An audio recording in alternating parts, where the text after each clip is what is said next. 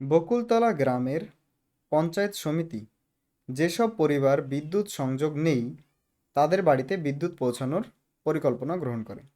প্রত্যেকের বাড়িতে line electricity পৌঁছানো হবে। এই গ্রামে 1200 পরিবার বিদ্যুতের সংযোগ নেই। প্রতি বছর যদি পূর্ব বছরের তুলনায় 75% বিদ্যুৎহীন পরিবারে বিদ্যুৎ পৌঁছানো যায়, তো আগের বার যা ছিল এবছর 75% বাড়িতে বিদ্যুৎ পৌঁছানো হয়েছে। হ্যাঁ, তো সংখ্যা কিন্তু কমে গেছে। যদিও এখানে বলতেছে যে 75% বাড়িতে বিদ্যুৎ ঢোকানো হয়েছে, তার মানে কি বিদ্যুৎহীন যারা তাদের সংখ্যা কমে গেছে। এটা ইম্পর্টেন্ট। বিদ্যুৎহীন আর সহ বিদ্যুৎ সহ তো বিদ্যুৎ সহ পরিবার যা ছিল লেটসে 100টা ছিল, আর বিদ্যুৎহীন পরিবার লেটসে 500টা ছিল, তাই না? তো যদি আমি বিদ্যুৎ পৌঁছে দিই, যদি বাড়ি বাড়ি বিদ্যুৎ পৌঁছাই, তাহলে 100 থেকে 200 হয়ে যাবে। এই নাম্বারটা কিন্তু কমে গেল। বিদ্যুৎহীন যারা আছে তাদের নাম্বার কমে গেছে। বিদ্যুৎহীনদের নাম্বার এখন কত আছে? 400। তো সেই জিনিসটা আমাকে ধ্যান দিয়ে রাখতে হবে যে আমি বিদ্যুৎহীনদের করতেছি না বিদ্যুৎ সহদের করতেছি। আমাদের ক্ষেত্রে আমরা বিদ্যুৎহীনদের অঙ্ক করতেছি। তবে 2 বছর পরে বকুলতলা গ্রামে বিদ্যুৎহীনদের পরিবারের সংখ্যা কত হবে তা হিসাব করে দেখি। তো ঠিক আছে, আজকে বিদ্যুৎহীনদের সংখ্যা কত আছে? 1200। আমি 2 বছর পর কত হবে তার অঙ্ক বের করব। আর প্রতি বছর 75% করে কমে বিদ্যুৎহীনদের সংখ্যা। বিদ্যুৎহীন, এটা আমার লাগবে।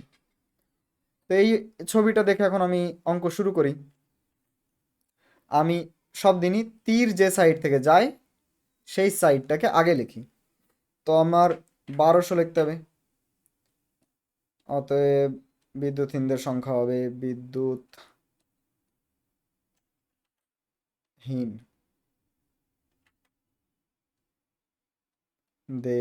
সংখ্যা হবে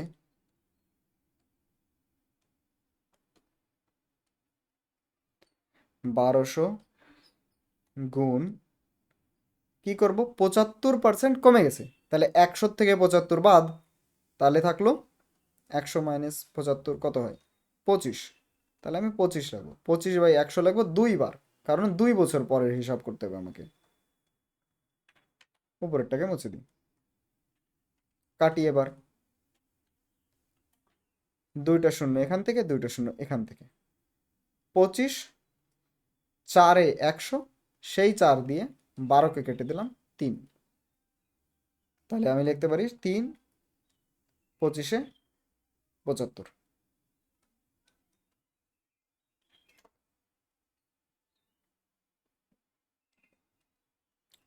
এখানে একটু ভুল লিখেছি, বিদ্যুৎহীন পরিবারের সংখ্যা। হ্যাঁ,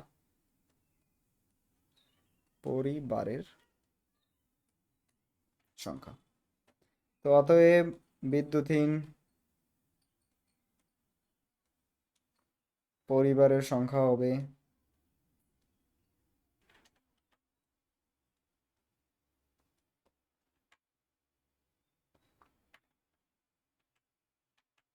সংখ্যা হবে